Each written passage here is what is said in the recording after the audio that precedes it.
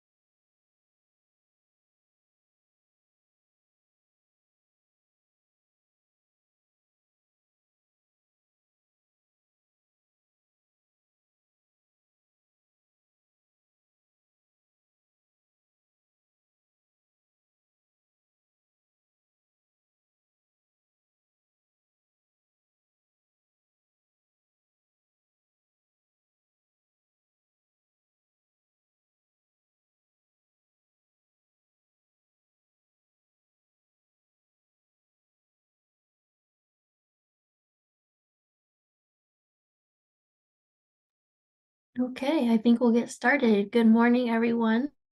Welcome to our first webinar of a two-part series, Effective Outreach for Ag Professionals. My name is Erin Gundy. I'm a soil health educator with the Soil Health Institute. I would like to introduce my colleague, Anne Marie, who also works at the Soil Health Institute, as well as Olivia from the University of Missouri Center for Regenerative Agriculture. We three support the education component of the Farmers for Soil Health initiative. The purpose of this series today is to provide outreach messaging and planning guidance to conservation professionals, primarily in support of those on the USDA Partnerships for Climate Smart Commodity Grants. Farmers for Soil Health, or FSH, is one of many climate smart commodity projects. It's a collaborative initiative of commodity organizations, including the United Soybean Board, the National Corn Growers Association, and the National Pork Board, with the goal to increase cover crop adoption. The specific PCSC project provides an incentive to farmers who are new to planting cover crops or who have been planting cover crops for many years, as well as offering a sustainability marketplace to connect the farmer to the supply chain. State-level commodity organizations working across 20 states, stretching from North Dakota to the East Coast, are involved in FSH to provide local technical assistance and outreach and programming. Forgot to move forward on my slide when I was giving that definition. So here are the states that you can see. They stretch from North Dakota over to the East Coast and are involved with FSH to promote and provide local technical assistance and outreach programming. FSH has also developed a website full of resources and information, which we'll share later, that are helpful to you working with farmers or straight off if you're a farmer or a landowner. And you can learn more about FSH at farmersforsoilhealth.com, and we'll share those links with you later as well. We are excited to have the National Wildlife Federation team, with many years of social science experience, provide the bulk of our presentation today. Those joining us are Adam and Jess. We hope that you all gain insight on how to best work and talk with your producers about cover crops and the programs that are available to producers over the next several years through a couple of sessions.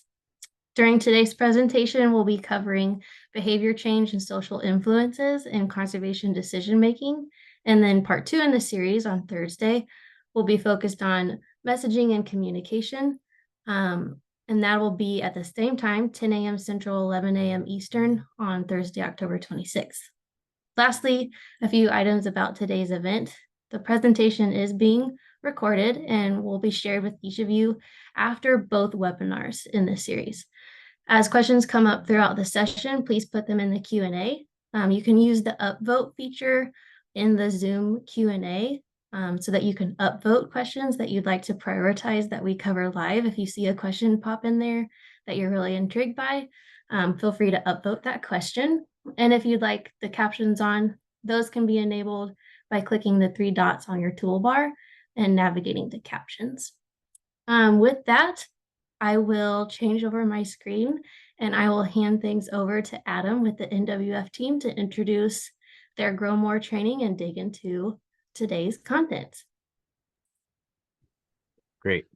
Thank you, Aaron, for the introduction, and thank you to Soil Health Institute and the Center for Regenerative Ag in having us join you today and give some of our content and our guidance on more effectively providing technical assistance and reaching particularly audiences who may not have been engaged in conservation efforts so far. So we're going to talk a little bit about kind of leveraging social and behavioral sciences and some communication principles that can help you be more effective in the audiences you reach and how you support them in the use of regenerative practices like cover crops. So a little bit about National Wildlife Federation. So my name is Adam Reimer. I'm outreach and evaluation scientist with NWF.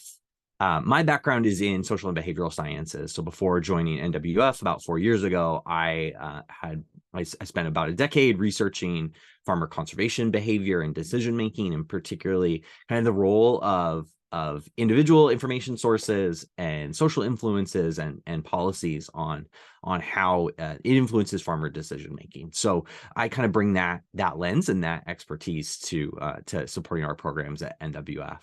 I'm joined today by my colleague, Jess Espenshade, and I'll let her introduce herself briefly, and then she will be joining us on Thursday to share more about the communication side of things. Hi, everyone. As Adam said, my name is Jess Espenshade. I am the Director of Agricultural Outreach here at National Wildlife Federation. I've been with the organization for about 7 years, and as well as Adam's background, I also have a background in behavior change and social sciences, and specifically how people make decisions in regards to the environment and agriculture. So yeah, I'm very excited to present to you all on Thursday and excited to be part of this conversation. Thank you. All right, Aaron, if you could go to the next slide, please. Okay, so National Wildlife Federation has spent over a decade supporting especially farmer-led and locally led conservation outreach, especially in the upper Midwest, so the upper Mississippi River Basin states and the Great Lakes states. So there's a lot of overlap with the areas we've been working and the Farmers for Soil Health program. So again, our programs have tried to effectively leverage social and behavioral sciences to more effectively communicate about the benefits of conservation to farming audiences, and especially kind of expanding on what we think of as the traditional outreach model, which has been very effective. And we'll go into this in a little more depth here in a few minutes, but the kind of traditional outreach model has been very effective at reaching a portion of the farming population, and particularly those who are kind of inherently more motivated by conservation benefits, and those who are more open to innovation and trying new practices. So if we want to expand the use of these important practices, it's necessary and important to understand how those kind of non-adopting farmers make decisions, what their barriers and motivations are, and how we can more effectively reach them. So we're going to talk a little bit about the diffusion of innovations theory, which some of you might be familiar with already, but we'll talk about this as a model for understanding sort of those early adopters from those like non-adopters, or what we might think of as middle adopters. And talk a little bit today about the role of social norms and conservation culture. And then on Thursday, we'll talk more about kind of the communication side and how to select or use messaging approaches that are going to be more effective at reaching those non-adopters. So our two primary programs at National Wildlife Federation are the Conservation Champions program, which is a farmer-led conservation program where we support kind of locally led, farmer-led conservation throughout the Midwest through outreach grants and trainings that get at some of the concepts we're going to talk about today. And then our newer program is the Grow More program, which is kind of a professional development workshop that's specifically designed for conservation professionals who work closely or directly with farmers or other rural stakeholders around conservation issues. So the kind of messaging and content we're going to be talking about today and on Wednesday or on Thursday is really kind of an outgrowth or a kind of a preview, if you will, of the larger Grow More program. Next slide, please, Aaron. So both of these programs really try to get at what we have identified as one of the, and hopefully this resonates with you as well, for those who worked in conservation spaces, kind of one of the central challenges is that we tend to be kind of preaching to the choir, right? And so we see, cover crop field days or no-till workshops or meetings around conservation. And the folks who show up are conservation-oriented farmers, those who are already using practices, long-term practice adopters, or agency personnel, maybe not our intended audience. Especially, again, if we're trying to expand the use of these practices, we need to be getting those non-adopters, both literally and proverbially in the door to our meetings, to our workshops, to our offices, or at least, being open to receiving the kind of technical assistance and support that those of us here in this room can provide for folks. So that's really what these programs are about, is helping to understand how we can use different messaging approaches to kind of preach beyond that traditional choir. Next slide, please. So as I mentioned, our conservation champions have been, or our Conservation Champions program has been in operation for over a decade now. This is a map that just shows where some of our teams have been recently. So as you can see, it kind of spreads across the Great Lakes and upper Midwest states, and then a little bit into the southern states as well as we've kind of expanded into kind of the lower Mississippi region. Next slide, please. And as I said, our Grow More program is more of an intensive workshop program that is specifically designed for conservation outreach professionals. So these would be folks who work for, local soil and water organizations, or NRCS, or state agencies, university extension. We've had folks from the private sector, from commodity groups who participate in these workshops, and it's really helping to try to fill a gap in training and background that most of these folks have. So we cover a number of basic concepts, some of which we'll be touching on today and on Thursday. But this is in its kind of full form is an 8 or 9 hour workshop that we provide for folks, where we provide content based on our experience in social and behavioral and communication sciences, and facilitate discussion and learning among participants who bring different sets of expertise and knowledge that they can share with each other. Next slide, please.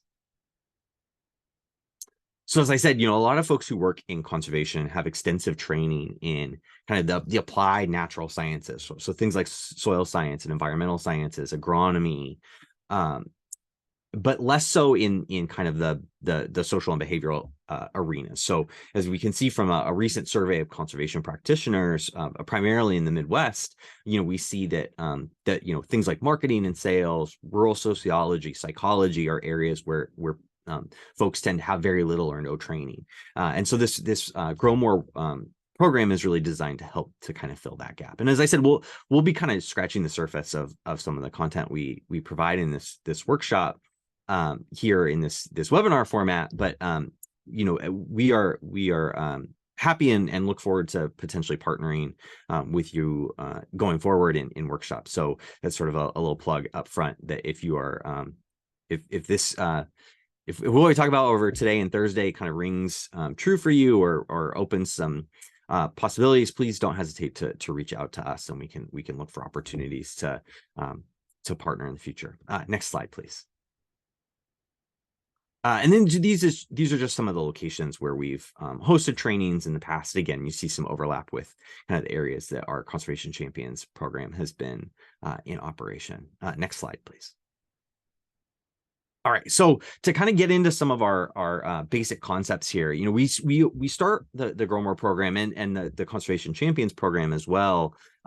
We try to ground things in an understanding of how behavior change happens and how people make decisions. And sort of a little preview here is that one of the keys is that people are different, right? That there's a lot of variation in people's kind of approaches to change, their experiences, kind of their personalities, that all play a role in how they approach something new, including something like cover crops or participating in a new program. So we want to be cognizant and understanding of those differences if we want to more effectively reach our intended audiences. Next slide.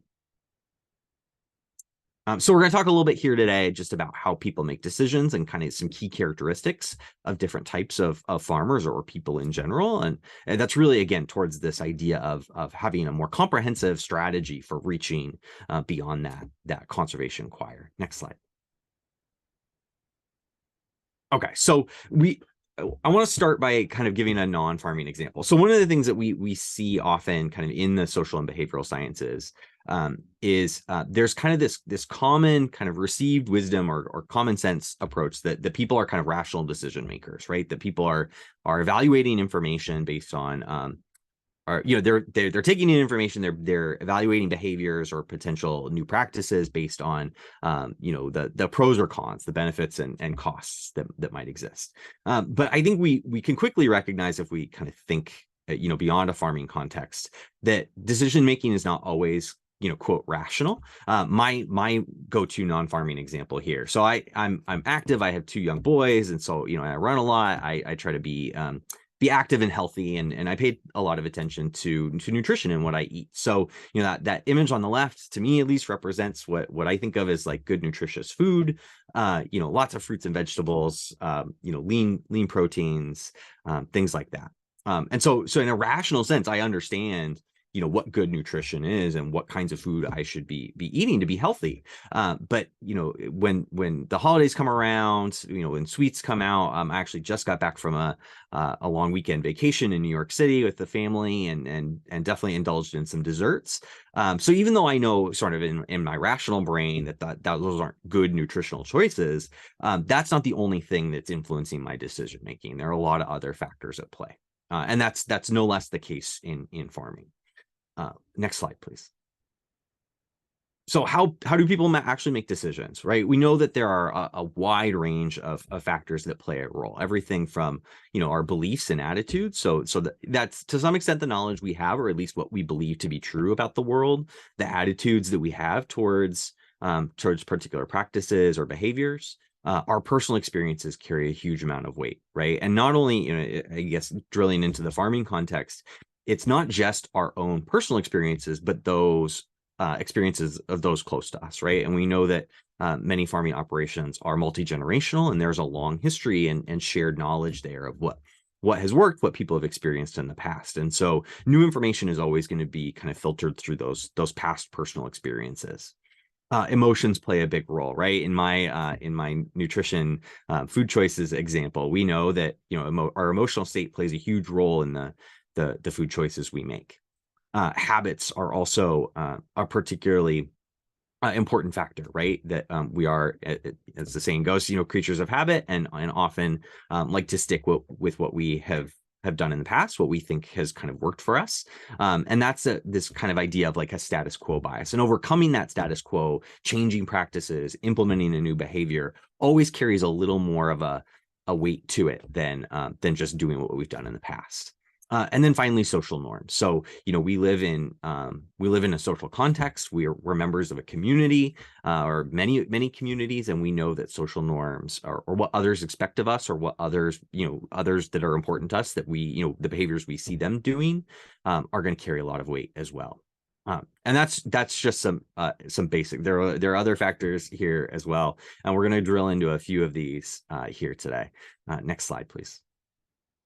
Okay, so if we think about kind of this implication of people as rational decision makers, that's led to what we've kind of identified, or we can think of as this traditional outreach model, which we could also call the information deficit model, right? So if people are making rational decisions, then it's all about the information they have, right? And so if people only knew the facts, is kind of the approach here. So we're trying to provide them with the information about the benefits of a new practice or a new behavior, with the idea that as long as people have that information, then they'll make the quote right decision, right? And that all we need to do is sort of change their knowledge or beliefs about something to lead to behavior change. And we know that's not often the case, right? Because while in some cases a barrier to implementing a new practice might be knowledge or skills that somebody has, but we know in other contexts it's something different, and we'll talk about that more in a few moments. So this information deficit model is is incomplete, right? Because it doesn't account for all of the other factors that play a role in decision making that we need to be aware of if we're trying to effectively communicate or provide guidance for our audiences. Next slide, please. Okay, so this is just a kind of graphic representation of that information deficit model. It's this idea of sort of a very linear process of decision making, right? That we build up knowledge and awareness of something, of a practice that leads to us having the skills and abilities, which is then going to inevitably lead to practice adoption. But we know that's not necessarily the case, and we'll kind of complicate this model here going forward. Next slide, please. So I'm not going to go into too much depth because this is where we kind of get into some of the social science theory, but this is a kind of a commonly used model of decision making called the reasoned action model, or sometimes it's called the theory of planned behavior. Some folks might be familiar with it, which really it's specifically designed to understand these sort of intentional, conscientious decisions. These are not things that are kind of quick decisions people make, but these very intentional ideas. And so certainly, something like adopting a new farming practice or changing farming practices is going to fall in this category. And so we think this has kind of some explanatory power and helps us better understand kind of these different factors that play a role in decision making. So it really posits that there are three main factors we need to pay attention to. So one is attitudes. So that's sort of our positive or negative evaluation of a behavior. Really, is it going to be good for us or bad for us if we implement a new practice? Social norms, as I mentioned, are quite important. And this idea of like, what do others expect of us, or what do we see others around us doing? And then finally, self-efficacy. And this really refers to sort of our skills or abilities or our confidence, or even our agency to be able to perform a behavior. I think of these as kind of levers of behavior change, right? Because we know that all three of these are going to play a role, but they're going to, the relative importance of these in terms of its role as a barrier is going to be different from person to person and from practice to practice. And so if we want to kind of help shift behavior in a direction, we need to understand, for a particular audience, for a particular individual, what is the major barrier? Is it attitudes, or is it a social norm piece? And so we need to kind of know which levers to pull if we want to help people change practices. Next slide, please. And then this is just kind of layering on that idea of like, where does outreach come in? Where do we as influencers or technical assistance providers come in, right? And so again, it's not that knowledge and awareness aren't important. So there's certainly a role for outreach in those. Or in providing that knowledge and awareness, but that's not necessarily sufficient on its own if we're going to change behavior, because we need to, again, be attending to these or understanding these attitudes, the role of social norms, the role of very tangible, concrete skills and abilities that folks have. Next slide, please. Okay, I'm going to touch on kind of one other set of kind of psychological concepts, because this is, again, where there's some complexity and some challenges in how we're providing information and what that's going to mean to folks. And this is this idea of belief filters, which is really kind of referring to this idea that people have these mechanisms or ability to kind of sort or preferentially take in information. We tend to, as people, and this isn't just for farmers, I mean, this is just all of us as humans, we tend to seek out information that confirms our pre-existing beliefs or attitudes or behaviors, right? We like to see ourselves in a positive light.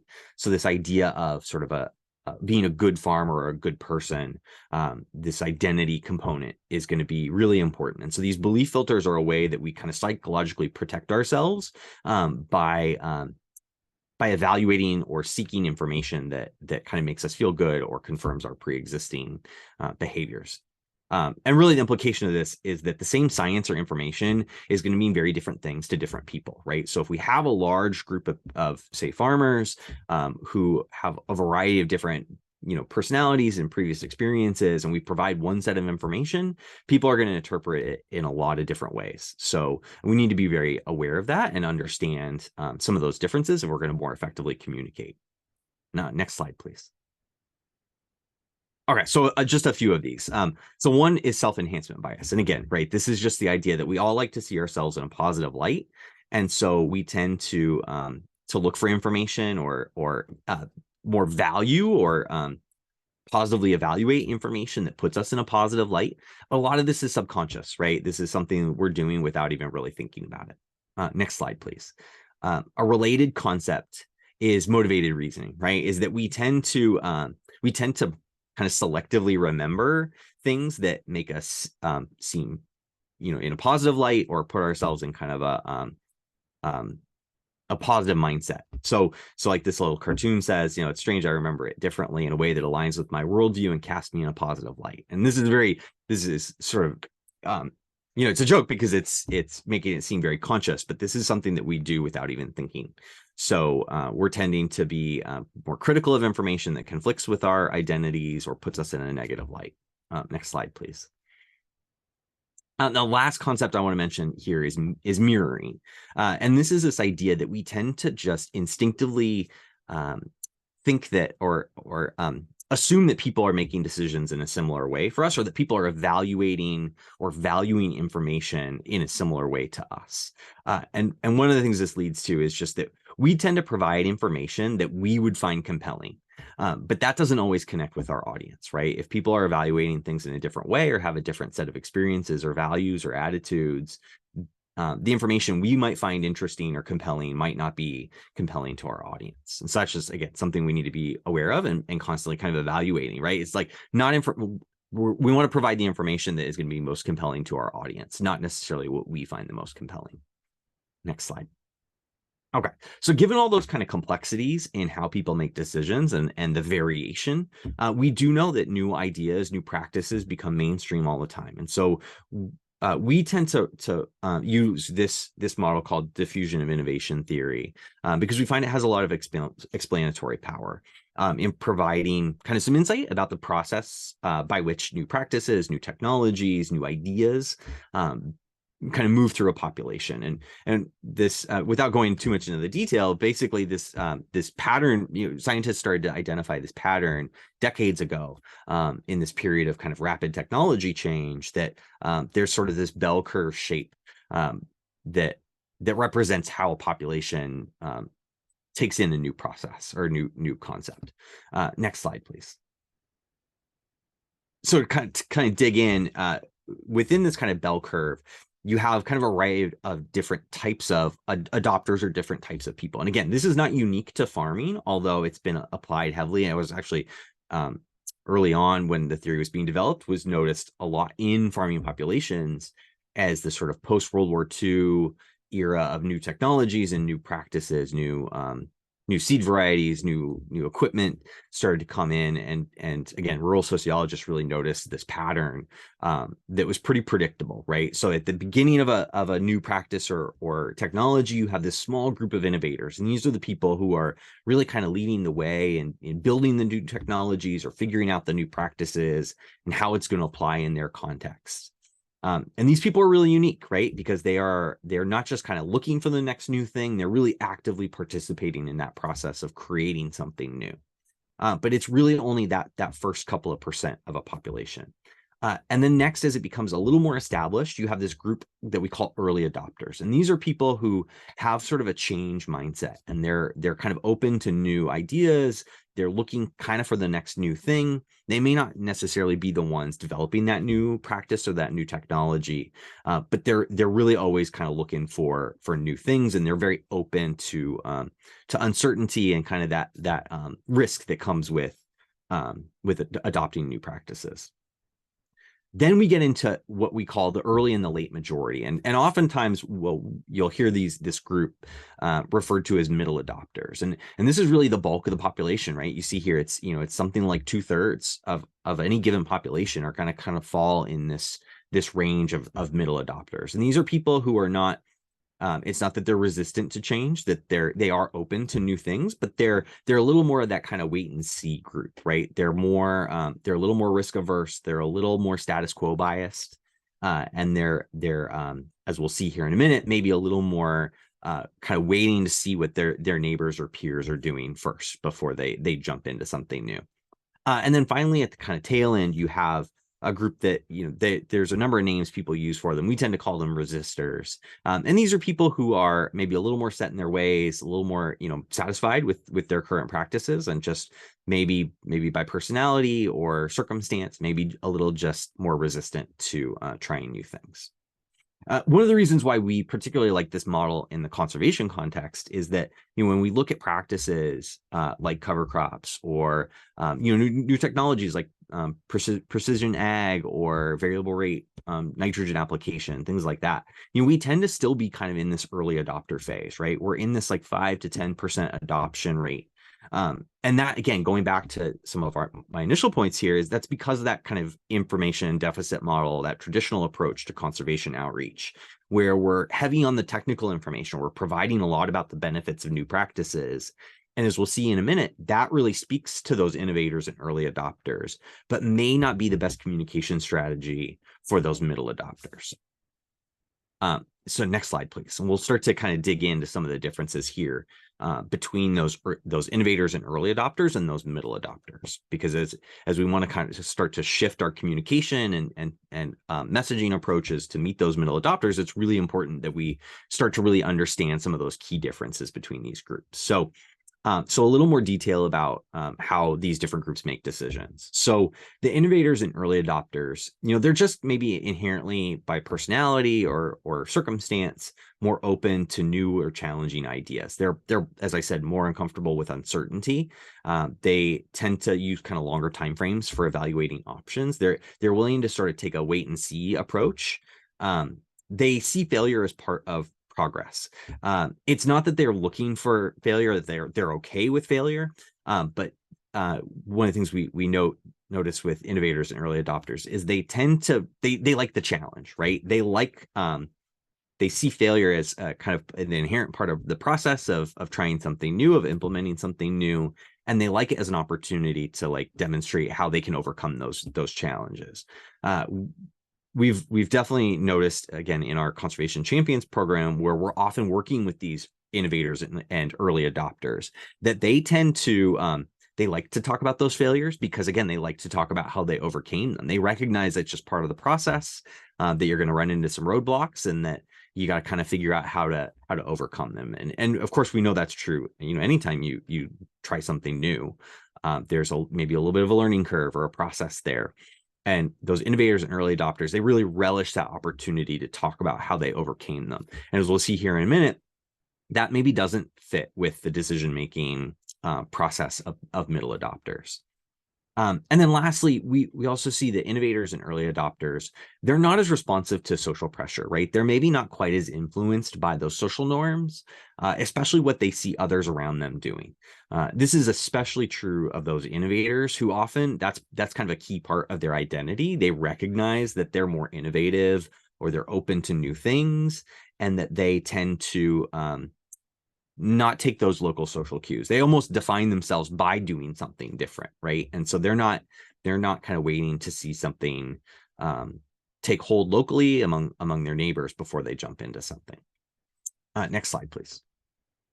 Okay, so in contrast with those middle and late adopters, we see that they're more uncomfortable with new ideas. They tend to maybe have a little more of that motivated reasoning I talked about a few minutes ago. They tend to, one of the ways we'll see this is they tend to be a little more risk averse, right? They tend to focus a little more on the risks of changing practices. And that's not to say that those risks don't exist, or that those aren't legitimate concerns, but they tend to focus maybe a little more on those than the early adopters and innovators. They tend to see failure. They take failure personally, right? So failure is this idea that, like, if they've seen a practice work among those innovators and early adopters, and then they run into those challenges when they try it, maybe it's something that they did wrong rather than just kind of an inherent part of the process, right? And so we see that middle adopters tend to avoid putting themselves in situations where they might fail. They want sort of a clear, easy process, something that's going to help them get started in a way that minimizes that risk. They tend to use short timeframes for making decisions. And that's not to say that there's those indicators that things are going in the right direction. This can be a particular challenge when we think about soil health practices, where the benefits might take a few years to really show themselves, right? Where we're talking about that sort of multi-year establishment phase, where it might take a little bit of time to see that, that increase in soil organic matter, or that reduced need for external inputs. And then lastly, middle adopters tend to be more influenced by social norms, right? Again, they're wanting to see something kind of established locally, especially, right? They want to see their peers doing something successfully first before they're willing to kind of make the leap. And one of the things we also see with middle adopters is they want to see different kinds of producers or different kinds of stakeholders providing information, right? They don't want to just hear from one source that a practice is going to work. They want to hear from multiple different sources, right? So that idea of sort of social confirmation, if you will, is going to be really important for middle adopters. Next slide, please. Okay, so this is again just kind of layering on some of these core concepts onto our diffusion of innovations model, right? So this idea that early adopters and innovators are more driven maybe by future benefits. They're willing to kind of take the risk on. They're maybe less risk averse. It would be another way to put it. Those middle adopters are more driven by avoiding risk, right? So they want to see something that's established or that's demonstrated locally. They want to have the right resources, whether it's folks who they can call, other farmers they know who are using a practice, in order to minimize that perceived risk or real risk of trying something new. On the other axis here, we have kind of response to social signals. So we know that those innovators and early adopters are less responsive to social signals. They're more strongly influenced by technical information. They want to hear the latest science. They want to see the data. They really are driven by a lot of those technical details and that technical information. Whereas the middle adopters are a little more responsive to those social signals, right? They don't necessarily want to be the ones who stand out in a crowd, or who are trying something new. They want to really kind of, again, see something demonstrated locally among their peers. One of the things I want to point out as well about this model is that it is very context dependent, right? So this is really, we want to be thinking about this in the context of say, adopting soil health practices or kind of in a conservation context. It might be very different, or folks might be in very different parts of this curve in a different area of their lives, right? So somebody who's sort of an innovator or early adopter when it comes to conservation or management decisions might be a middle adopter or a resistor when it comes to marketing innovation or things like that.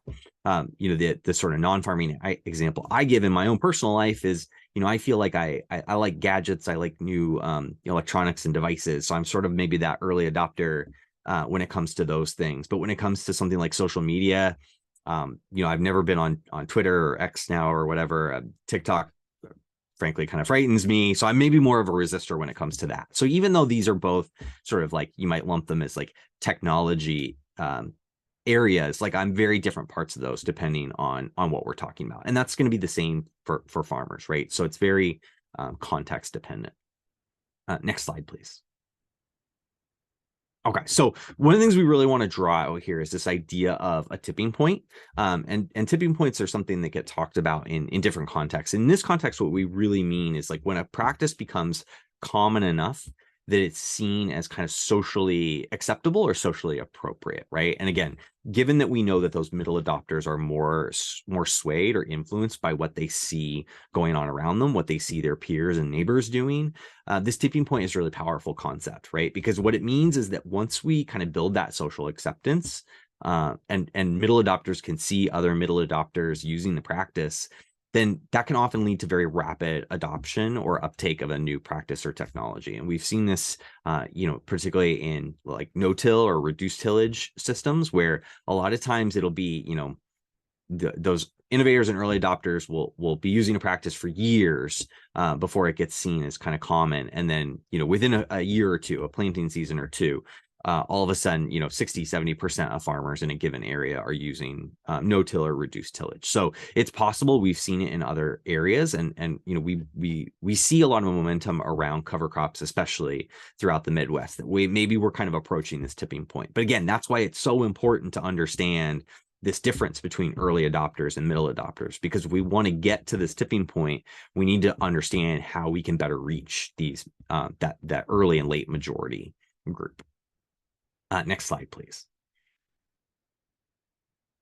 So how we do that, there are really kind of two keys here. We'll talk about these here for a few minutes, and then on Thursday, we'll really kind of dive into some of the messaging strategies and how we can really kind of leverage this idea of social acceptance, these like social norms that exist, and how we can minimize perceived risk. And this is such an important role for those of us who work in kind of technical assistance fields, to be able to help put risk in context and help producers better understand what the risks are of implementing a new practice, but also how those risks might be balanced with both the benefits as well as the kinds of strategies we can use to minimize risk as we're implementing a new practice.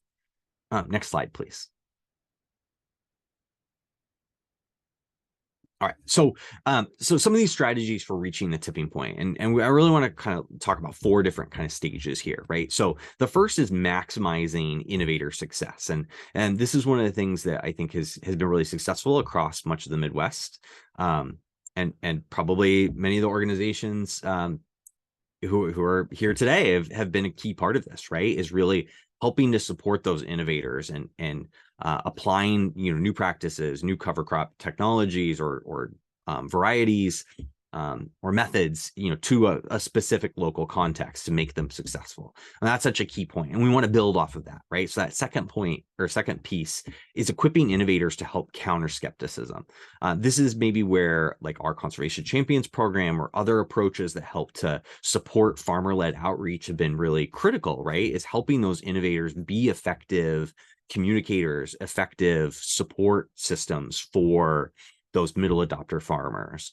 But one of the keys here is that they have to speak the language of those middle adopters, right? They can't just be providing, this is where that mirroring concept comes in, right? They can't just provide the information that they as an innovator would find compelling. They really need to be able to speak the language of those middle adopters, to meet them where they're at, to help minimize risk for that group. The third is making it socially and emotionally safe for middle adopters to adopt, right? So this is not trying to necessarily downplay or minimize or ignore the risks that exist from implementing a new practice, but it's really to help to understand how those benefits are going to potentially accrue over multiple years, how there are different strategies that can be used to help minimize risk of establishing a new practice, and to really understand kind of the context of how these decisions are being made. And then the fourth is having non-farmer influencers to support practices. And again, this is where we think programs like the Farmers for Soil Health program are so critically important, right? And helping to bring more people into the conservation conversation, right? So it's not just NRCS and local soil and water districts who are talking about conservation practices or their benefits. That there are lots of different groups that are involved to be able to help provide both that kind of social support and that social influence, but also to help those middle adopters understand the different kinds of places they can go for information, to those trusted sources that are going to be able to provide information in a way that they can really consume.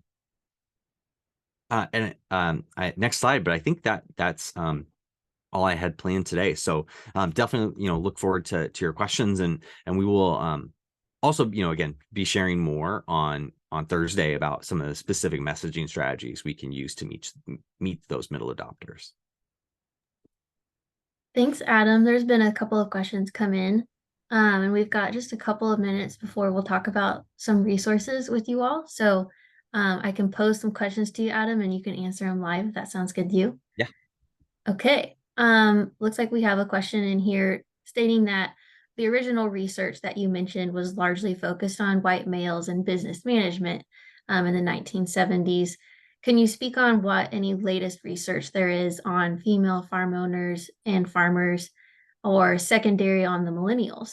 How are female and males framed through the diffusion model kind of in more of these modern times? Is there any research that you guys have looked at here more recently? Yeah, that is such a great question. I really appreciate that.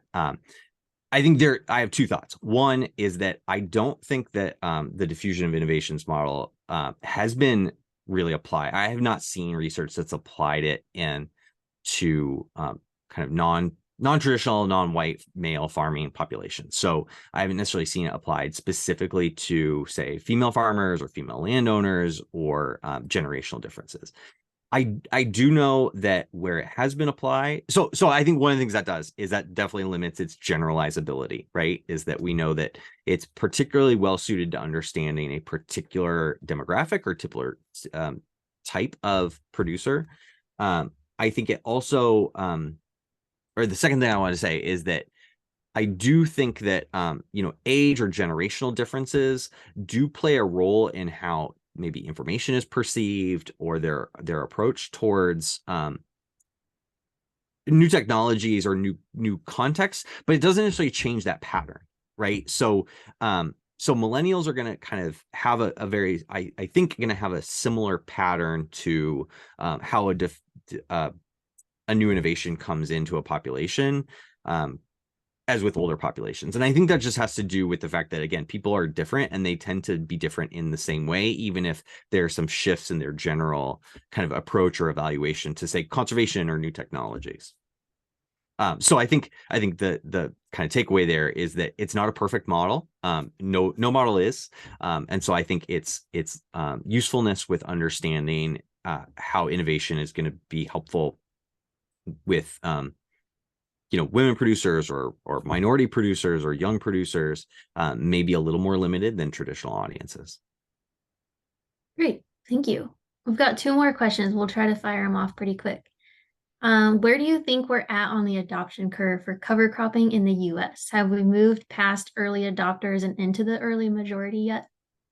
Yeah, it's another great question. I think the answer is it depends on where we're at, where you're talking geographically, right? So I think generally as sort of a country, I would say we're probably still in that early adopter phase, but we're kind of right at that tipping point.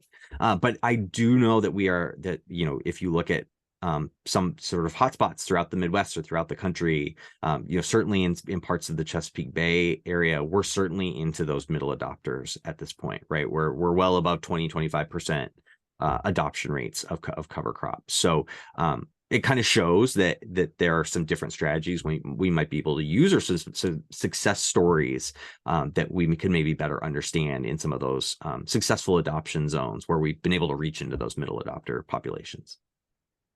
Thanks. And last question, how do early adopters tend to like to find out about new technology in your experience? Yeah, another great question. So I think early adopters and innovators, one, they probably are more likely to rely on online media, on new media. They tend to be good about reaching out to, especially among innovators, they understand that like they're fairly rare locally, right? So they have to reach out to other places. They're more likely to go to like state or regional conferences or reach out online to folks across state boundaries who are also kind of innovators or innovative farmers. So they maybe have a different form of information gathering than those middle adopters. And that's another thing that's important to understand and pay attention to. Great.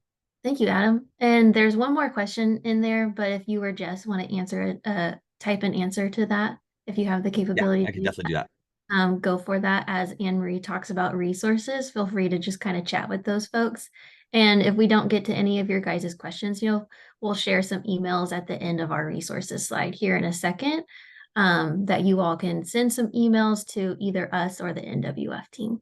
So I'm going to stop my share on this screen, switch it over to some slides, and Anne Marie is going to go into talking about some resources for you all to consider, coming off of Adam's presentation here. So let me get set up here in a second.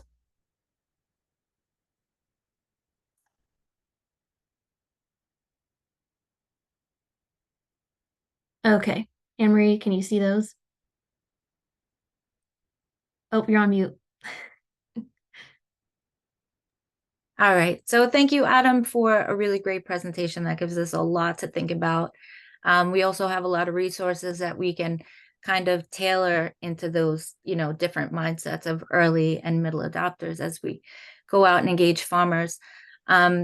So some things I want to highlight are specific conversation tools that the FSH team, the Center for Regenerative Ag, and SHI and FSH have developed or found useful in previous outreach efforts. And in the interest of saving time, I'm just going to keep it limited to a few that we feel were most helpful to provide speaking points that will be beneficial to reaching your farmers. We can go to, yep, that's the slide. Farmers for Soil Health and the National Wildlife Federation tools and resources. Pairing information from both the Farmers for Soil Health website with the National Wildlife Federation site could be beneficial to promote new adoption of conservation practices. Farmers for Soil Health website has a great deal of information specifically for implementing cover crops. Here you can find success stories, planning tools, and information about cover crop benefits, which may be helpful to farmers that are thinking about adopting. The National Wildlife Federation site can then help you use that information to create a meaningful outreach strategy. Next slide.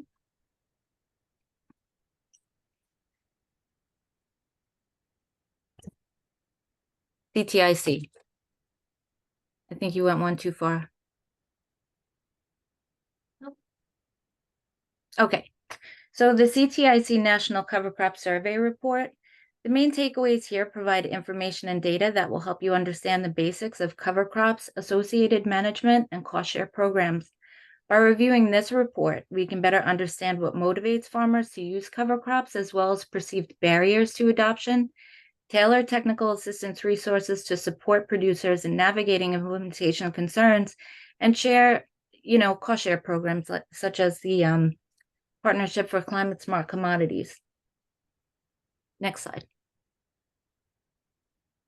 Okay, the National Ag Statistics Service website offers a variety of statistical and data-driven reports for every aspect of agriculture considered to be objective and unbiased. This webpage acts as a regional survey, data, and resource clearinghouse. Know what statistics are relevant to your producer you're speaking with. They may be unaware of regional data, and it could help them find themselves inclusive in some of those regional successes. These data points are also useful when you're writing grants or seeking funding to communicate trends and justify impacts on a larger scale. We missed a slide. We have to go back to the CRA slide. There it is. Okay, so the Center for Regenerative Ag website hosts several valuable tools for outreach with videos, podcasts, and training modules that showcase farmers' perspectives and experiences, ag research, and training modules. Although they're centered in Missouri, CRA's efforts focus about a third of their outreach towards supporting producers in Missouri, another third regionally in the Midwest, and a third nationally. Okay, moving on to economics. There we are. Okay, so SHI's Economics of Soil Health Systems. We have regional and state level reports.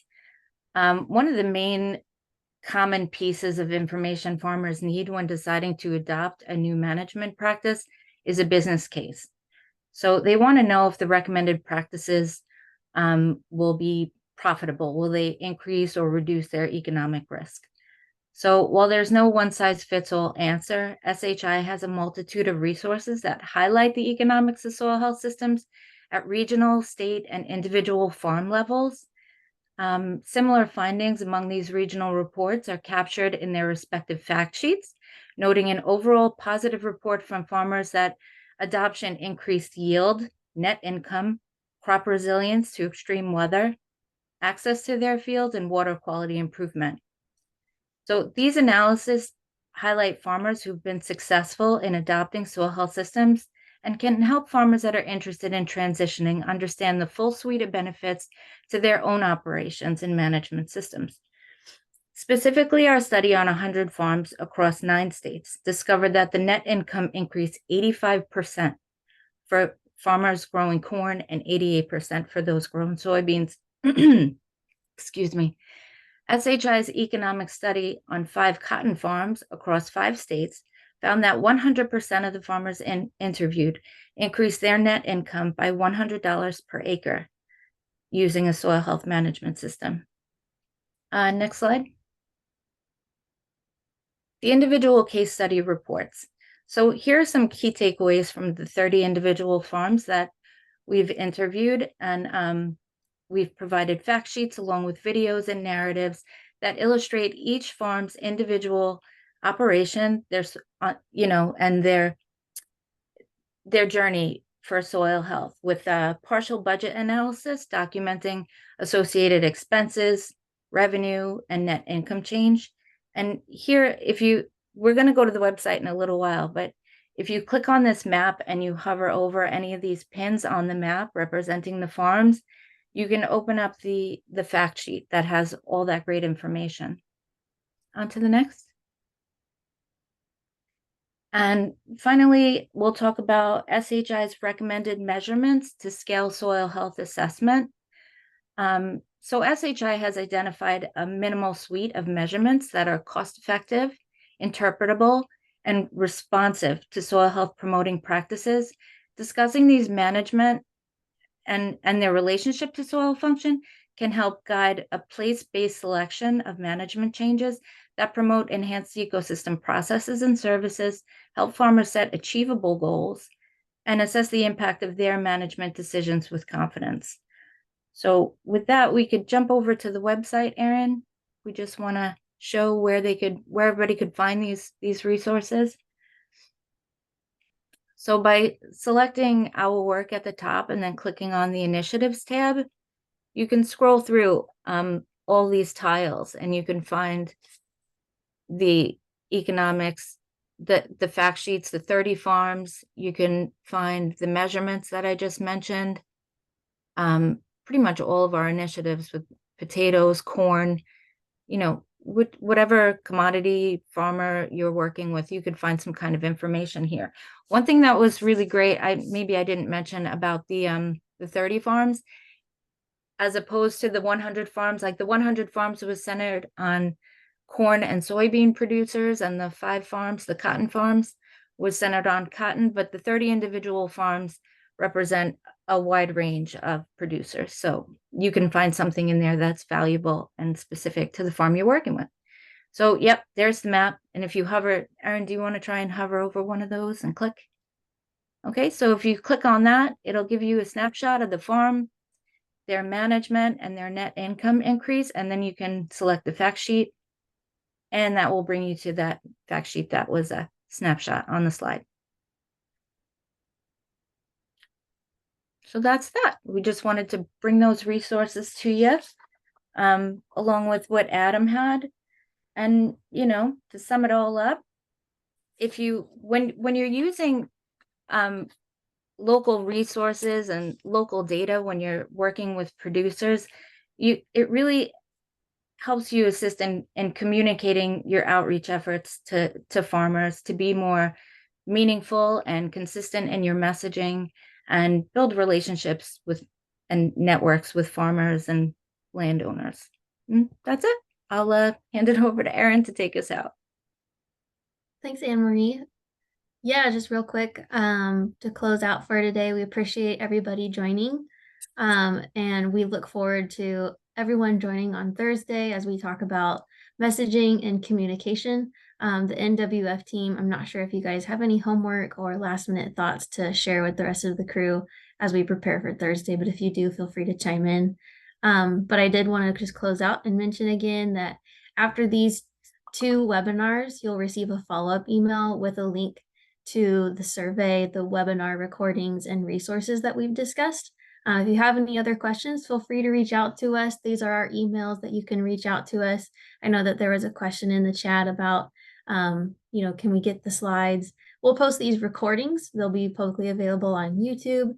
But if you would like the slides that had the links, feel free to reach out to us. We're happy to share.